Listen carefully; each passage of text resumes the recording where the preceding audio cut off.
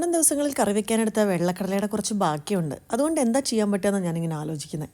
അപ്പോഴാണ് ഓർത്തത്, പണ്ട് നമ്മുടെ അമ്പലപ്പറമ്പുകളിലൊക്കെ കാണുന്ന പോലെയുള്ള മസാലയുണ്ടല്ലോ, വെള്ളക്കടല മസാല, അതുണ്ടാക്കാമെന്ന് കരുതി. അത് വേഗം കുക്കറിലേക്ക് ഇട്ട് ഞാനൊന്ന് വേവിച്ചെടുക്കുകയാണ്. ഉപ്പ് മാത്രമേ ഇട്ടിട്ടുള്ളൂ.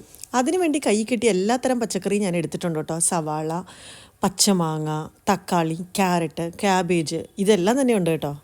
എല്ലാം തന്നെ ഞാൻ കുനുകുനാന്ന് അരിഞ്ഞെടുത്തിട്ടുണ്ട്.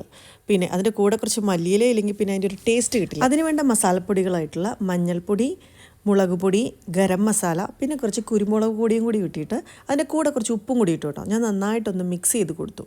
അതിൻ്റെ കൂട്ടത്തിലേക്ക് വേവിച്ച് വെച്ചിട്ടുള്ള കടല കൂടിയിട്ട് നന്നായിട്ടങ്ങ് മിക്സ് ചെയ്ത് കൊടുത്തു. ഒരുപാട് മസാലകളൊന്നും ഇല്ല കേട്ടോ, നമുക്ക് ഒരുപാട് എരിവൊന്നിൻ്റെ ആവശ്യമില്ല. പച്ചമുളക് ചേർത്തിട്ടുമില്ല. ഞാനത് ഇഡ്ഡലി തട്ടിലേക്ക് വെച്ചിട്ട് ഞാനൊന്ന് ആവി കയറ്റാണ് കേട്ടോ. നല്ല സ്മെല്ലായിരുന്നു. കാര്യം അമ്പലപ്പുറമ്പിലൊക്കെ കഴിച്ചിട്ടുണ്ടെങ്കിലും ആദ്യമായിട്ടാണ് ഞാനത് ഉണ്ടാക്കുന്നത് കേട്ടോ. പിന്നെ സോസും കൂട്ടി കഴിച്ചപ്പോഴേക്കും അടിപൊളിയായിട്ടുണ്ട്. സൂപ്പറാണ്. ഉണ്ടാക്കാത്തവരൊന്നും